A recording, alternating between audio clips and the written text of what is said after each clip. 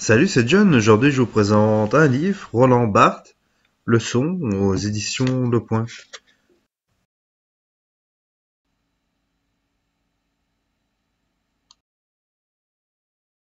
Je devrais sans doute m'interroger d'abord sur les raisons qui ont pu incliner le Collège de France à recevoir un sujet incertain, dans lequel chaque attribut est en quelque sorte combattu par son contraire. Car si ma carrière a été universitaire, je n'ai pourtant pas les titres qui donnent ordinairement accès à ces carrières. Et s'il est vrai que j'ai voulu longtemps inscrire mon travail dans le champ de la science littéraire, lexicologique et sociologique, il me faut bien reconnaître que je n'ai produit que des essais, genre ambigus, où l'écriture le dispute à l'analyse.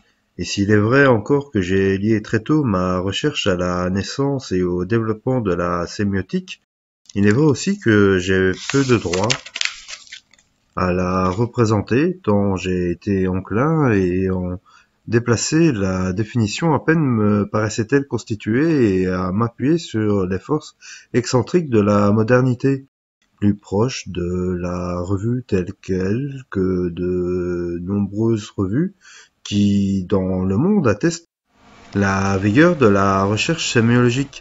C'est donc manifestement un sujet impur qui est accueilli dans une maison où règne la science, le savoir, la rigueur et l'invention disciplinée.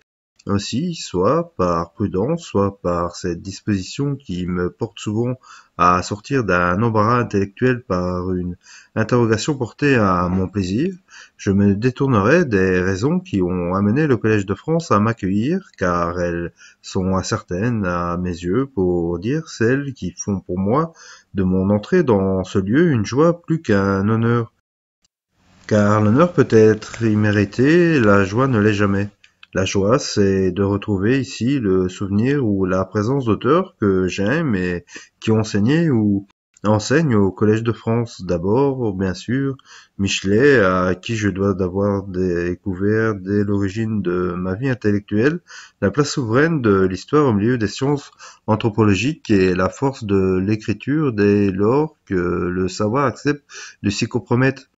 Puis, plus près de nous, Jean Baruzzi et Paul Valéry, dont j'ai suivi les cours dans cette salle même lorsque j'étais adolescent, puis plus près encore, Maurice Merleau-Ponty et Émile Benveniste, et pour le présent, on me permettra d'accepter la discrétion où l'amitié doit les tenir et nommer Michel Foucault, à qui me lient l'affection, la solidarité intellectuelle et la gratitude, puisque c'est lui qui a bien voulu présenter à l'Assemblée des professeurs cette chaire et son titulaire.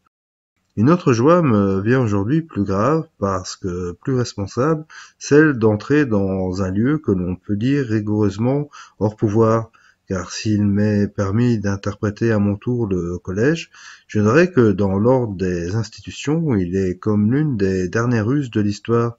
L'honneur est d'ordinaire un déchet du pouvoir, ici il en est la soustraction, la part intouchée, le professeur n'y a d'autre activité que de chercher et de parler, je dirais volontiers de rêver tout haut sa recherche, non de juger, de choisir, de promouvoir, de s'asservir à un savoir diriger, privilège énorme, presque injuste, au moment où l'enseignement des lettres est déchiré jusqu'à la fatigue entre les pressions de la demande technocratique et le désir révolutionnaire de ses étudiants, sans doute enseignés, parler simplement hors de toute sanction institutionnelle, ce n'est pas là une activité qui soit de droit pur de tout pouvoir. Le pouvoir, la libido diminandi, est là, tapis dans tout discours que l'on tient, fût-ce à partir d'un lieu hors pouvoir.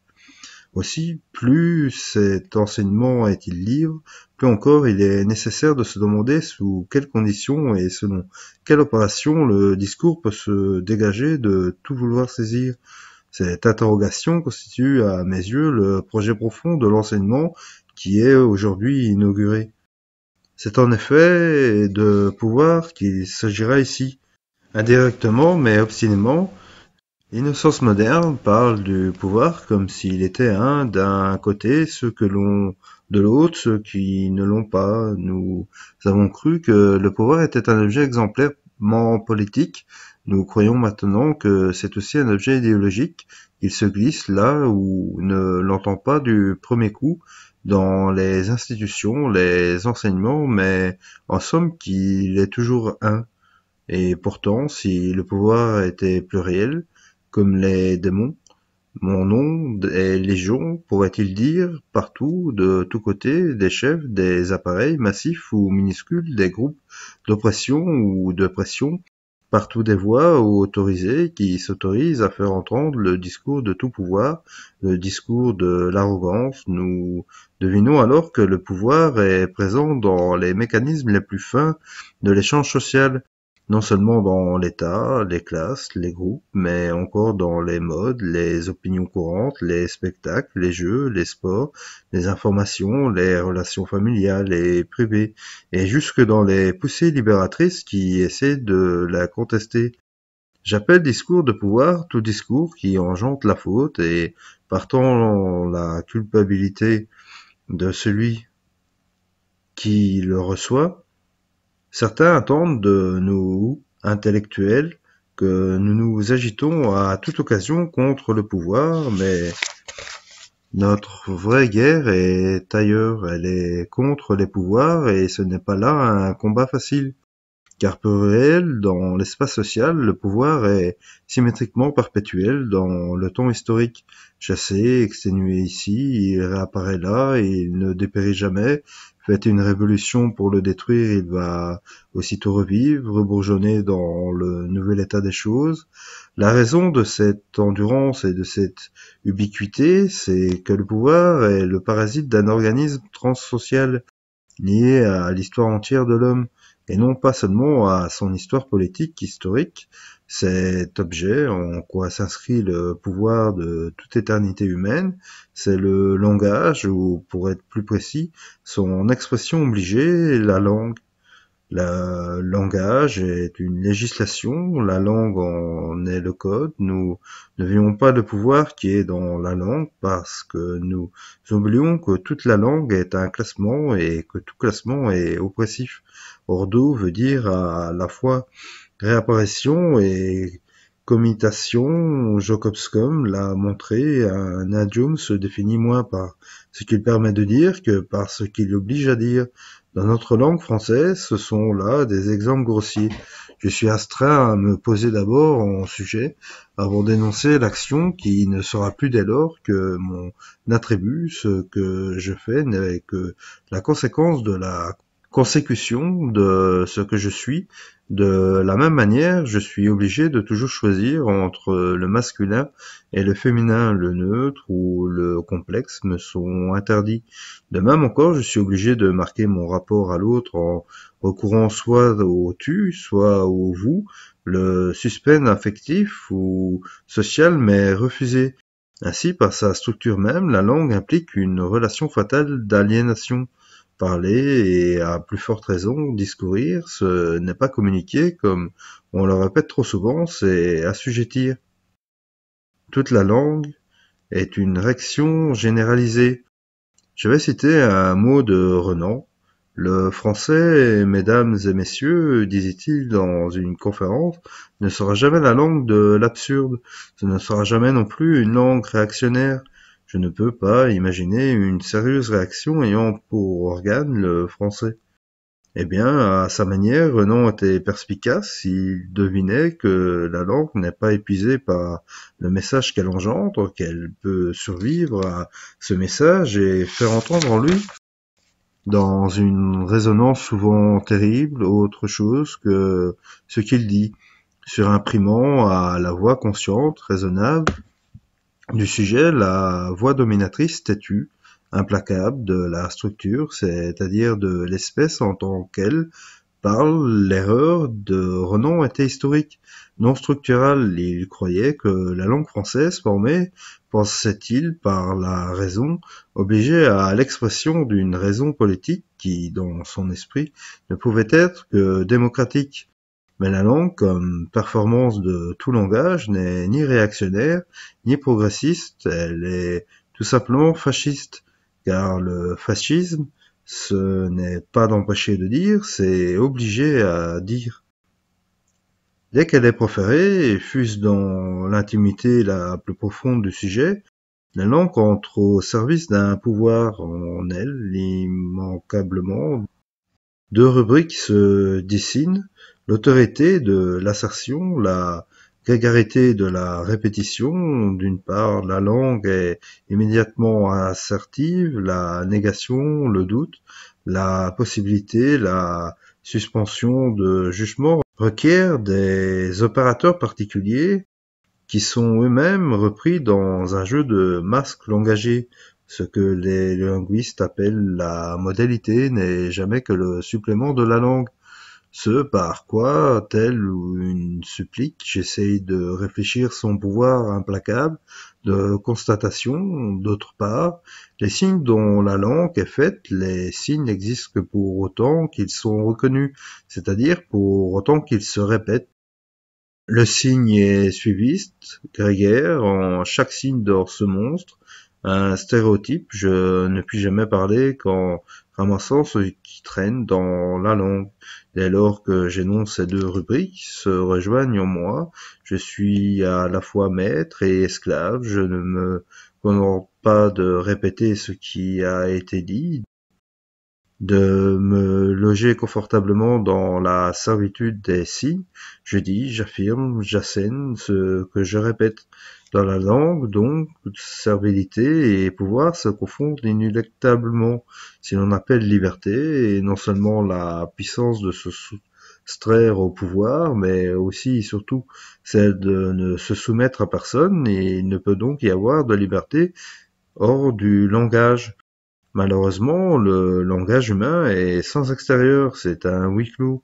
On ne peut en sortir qu'au prix de l'impossible par la singularité mystique, telle que le décrit Kierkegaard lorsqu'il définit le sacrifice d'Abraham comme un acte inouï, vide de toute parole, même intérieure, dressé contre la généralité, la grégarité, la moralité du langage, ou encore par l'amène nietzschéen qui est comme une secousse jubilatoire donnée à la servilité de la langue, à ce que Deleuze appelle son manteau réactif. Mais à nous, qui ne sommes ni des chevaliers de la foi, ni des surhommes, il ne reste, si je puis dire, qu'à tricher avec la langue, qu'à tricher la langue. Cette tricherie salutaire, cette esquive, ce leurre magnifique qui permet d'entendre la langue hors pouvoir dans la splendeur d'une révolution permanente du langage, je l'appelle pour ma part littérature. J'entends par littérature non un corps ou une suite d'œuvres, ni même un secteur de commerce ou d'enseignement, mais le graphe complexe des traces d'une pratique, la pratique d'écrire. Je vise donc en elle essentiellement le texte, c'est-à-dire le tissu des signifiants qui constitue l'œuvre, parce que le texte est l'affleurement même de la langue, et que c'est l'intérieur de la langue que la langue doit être combattue, dévoyée non par le message dont elle est l'instrument, mais par le jeu de mots dont elle est le théâtre. Je puis donc dire, indifféremment, littérature, écriture ou texte, les forces de liberté qui sont dans la littérature ne dépendent pas de la personne civile, de l'engagement politique de l'écrivain, qui, après tout, n'est qu'un monsieur parmi d'autres, ni même du contenu doctrinal de son œuvre, mais du travail de déplacement qu'il exerce sur la langue. De ce point de vue, Céline est tout aussi important que Hugo, Chateaubriand, que Zola. Ce que j'essaie de viser ici, c'est une responsabilité de la forme, mais cette responsabilité ne peut s'évaluer en termes idéologiques. C'est pourquoi les sciences de l'idéologie ont toujours eu si peu de prise sur elles. Ces forces de la littérature, je veux en indiquer trois que je rangerai sous ces trois concepts grecs. Mathésis, mimésis, sémiosis. La littérature prend en charge beaucoup de savoir. Dans un roman comme Robinson Crusoe, il a un savoir historique, géographique, social, colonial, technique, botanique, anthropologique. Robinson passe de la nature à la culture, si par je ne sais quel excès de socialisme ou de barbarie toutes nos disciplines devaient être expulsées de l'enseignement, sauf une, c'est la discipline littéraire qui devrait être sauvée, car toutes les sciences sont présentées dans le monument littéraire. C'est en cela que l'on peut dire que la littérature, quelles que soient les écoles au nom desquelles elle se déclare, est absolument catégoriquement réaliste.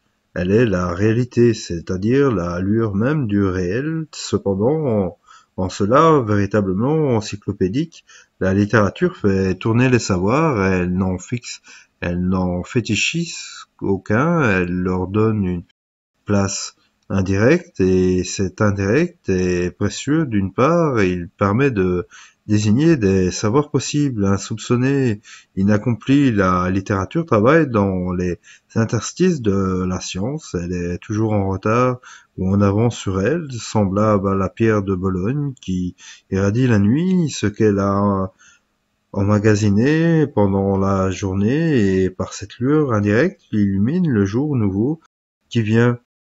La science est grossière, la vie est subtile, et c'est pour corriger cette distance que la littérature nous importe. D'autre part, le savoir qu'elle mobilise n'est jamais ni entier ni dernier. La littérature ne dit pas qu'elle sait quelque chose, mais qu'elle sait de quelque chose, ou mieux qu'elle en sait quelque chose, qu'elle en sait long sur les hommes. Ce qu'elle connaît des hommes, c'est ce qu'on pourrait appeler le grand gâchis du langage, qu'il travaille et qu'il travaille, soit qu'elle reproduise la diversité des sociolectes, soit qu'à partir de cette diversité, d'où elle reste les déchirements, elle imagine et cherche à élaborer un langage limite qui en serait le degré zéro, parce qu'elle met en scène le langage. Au lieu simplement de l'utiliser, elle engraine le savoir dans le rouage de la réflectivité infinie. À travers l'écriture, le savoir réfléchit sans cesse sur le savoir, selon un discours qui n'est plus épistémologique mais dramatique. Il est de bon ton aujourd'hui de contester l'opposition des sciences et des lettres dans la mesure où des apports de plus en plus nombreux, soit de modèles, soit de méthodes, relient ces deux régions et en effacent souvent la frontière, et il est possible que cette opposition apparaisse un jour comme un mythe historique.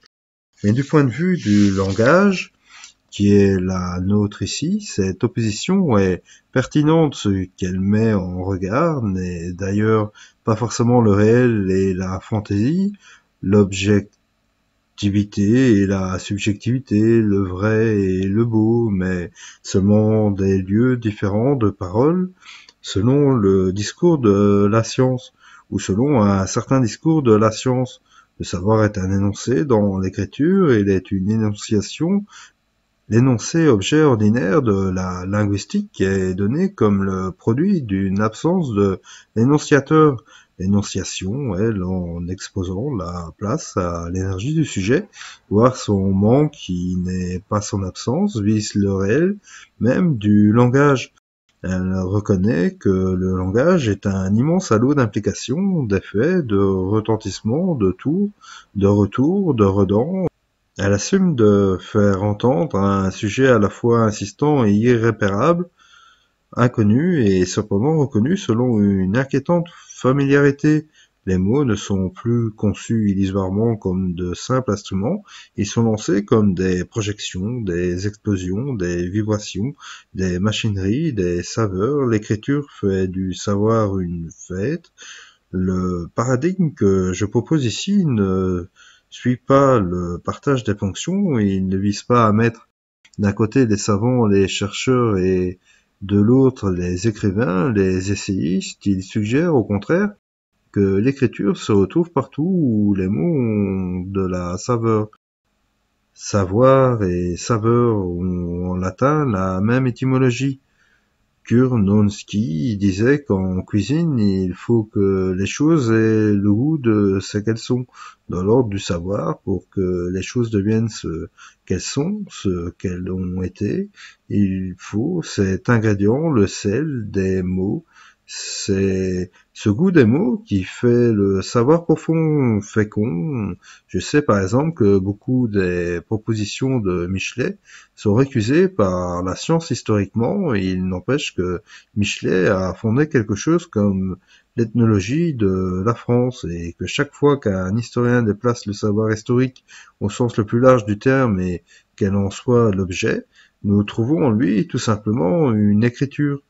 La seconde force de la littérature, c'est sa force de représentation. Depuis les temps anciens jusqu'aux tentatives de l'avant-garde, la littérature s'affaire à représenter quelque chose. Quoi?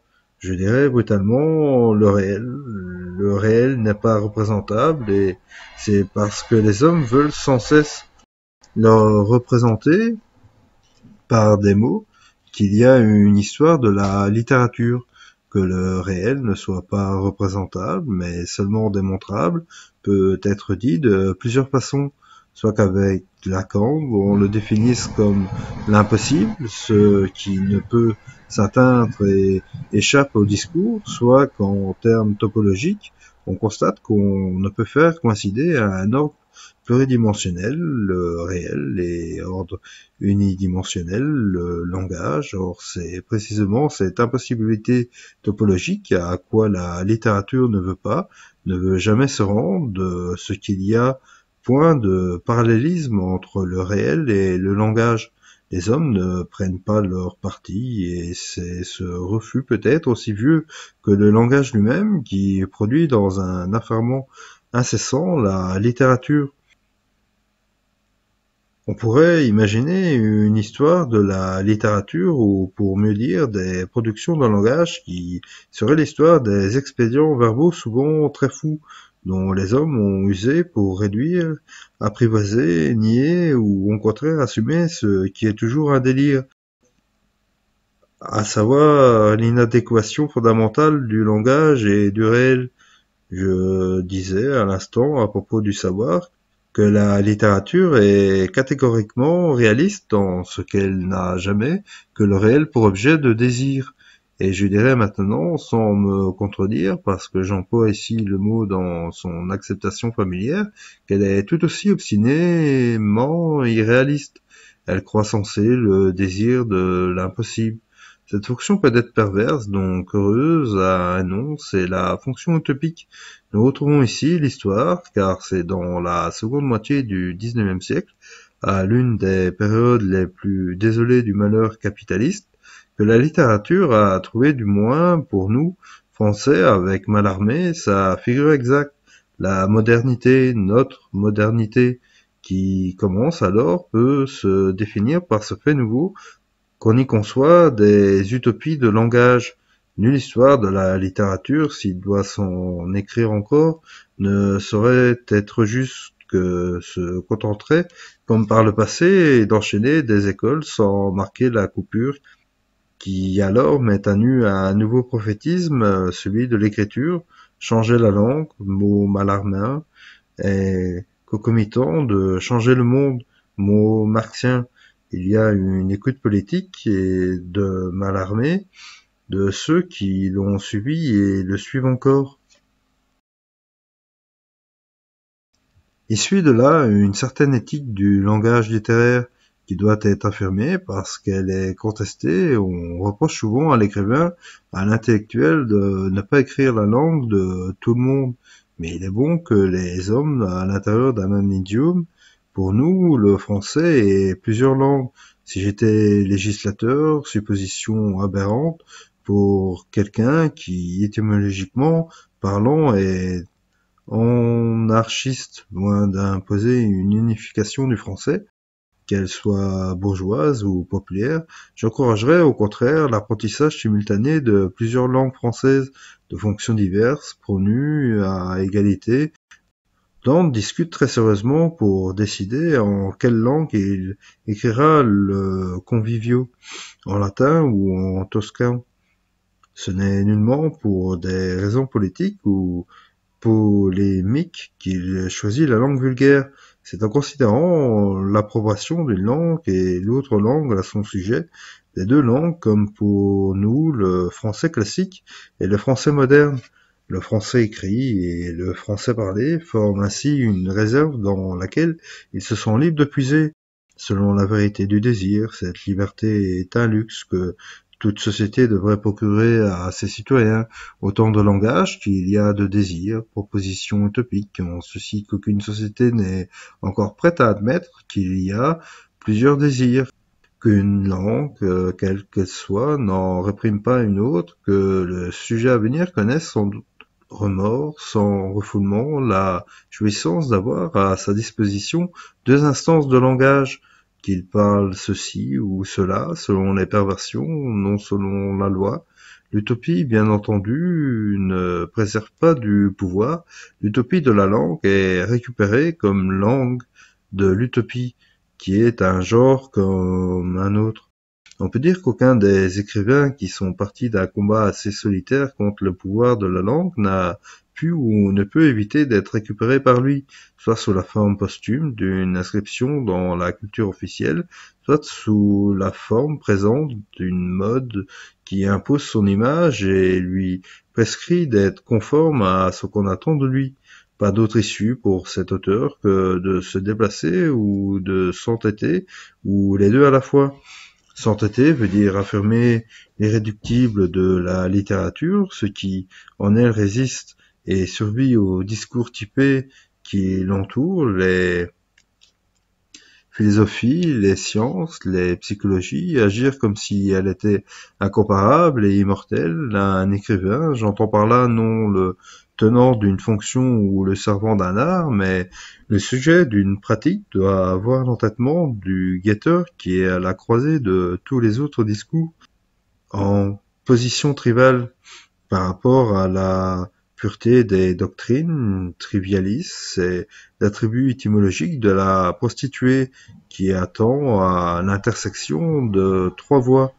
S'entêter veut dire, en somme, maintenir envers et contre tout la force d'une dérive et d'une attente, et c'est précisément parce qu'elle s'entête que l'écriture est entraînée à se déplacer, car le pouvoir s'empare de la jouissance d'écrire comme s'il s'empare de toute jouissance pour la manipuler et en faire un produit grégaire, non pervers, de la même façon qu'il s'empare du produit génétique de la jouissance d'amour pour en faire à son profit des soldats et des militants. Se déplacer peut donc vouloir dire se porter là où l'on ne vous entend pas, ou encore, et plus radicalement, abjurer ce qu'on a écrit, mais non forcément ce qu'on a pensé. Lorsque le pouvoir grégaire l'utilise et l'asservit, Pasolini a été ainsi amené à abjurer. Le mot est de lui. Ces trois films de la trilogie de la vie parce qu'il a constaté que le pouvoir les utilisait, sans cependant regretter de les avoir écrits, je pense, dit-il, dans un texte posthume, qu'avant l'action, on ne doit jamais en aucun cas craindre une exaction de la part du pouvoir et de sa culture. Il faut se comporter comme si cette dangereuse éventualité n'existait pas. Mais je pense aussi qu'après, il faut savoir se rendre compte à quel point on a été utilisé, éventuellement par le pouvoir, et alors, si notre sincérité ou notre nécessité ont été asservies ou manipulées, je pense qu'il faut absolument avoir le courage d'abjurer. Tout à la fois s'entêter et se déplacer relève en somme d'une méthode de jeu. Aussi ne faut-il pas s'étonner si à l'horizon impossible de l'anarchie langagière, là où la langue tente d'échapper à son propre pouvoir, à sa propre servilité, on trouve quelque chose qui a rapport au théâtre. Pour désigner l'impossible de la langue, j'ai cité deux auteurs, Kierkegaard et Nietzsche. Cependant, l'un et l'autre ont écrit, mais ce fut pour l'un et l'autre au revers même de l'identité, dans le jeu, dans le risque éperdu du nom propre, l'un par un recours incessant de la pseudonymie, l'autre en se portant à la fin de sa vie d'écriture, comme l'a montré Klosowski aux limites de l'historisme. On peut dire que la troisième force de la littérature, sa force proprement sémiotique, c'est de jouer les signes plutôt que de les détruire. C'est de les mettre dans une machinerie de langage dont les crans d'arrêt et les verrous de sûreté ont sauté. Bref, c'est instituer au sein même de la langue servile une véritable hétéronomie des choses. Nous voici en face de la sémiologie. Il faut d'abord redire que les sciences, du moins celles dont j'ai quelques lectures, ne sont pas éternelles, ce sont des valeurs qui montent et descendent à une bourse, la bourse de l'histoire. Il suffirait à cet égard de rappeler le sort boursier de la théologie, discours aujourd'hui exigu et cependant autrefois science souveraine au point qu'on l'a placée en dehors et au-dessus de Septonium. La fragilité des sciences dites humaines tient peut-être à ceci. Ce sont des sciences de l'imprévision, d'où les déboires et les malaises taxinomiques de l'économie, ce qui altère immédiatement l'idée des sciences, la science même du désir. La psychanalyse ne peut manquer de mourir un jour, bien que nous lui devons beaucoup, comme nous devons beaucoup à la théologie, car le désir est plus fort que son interprétation.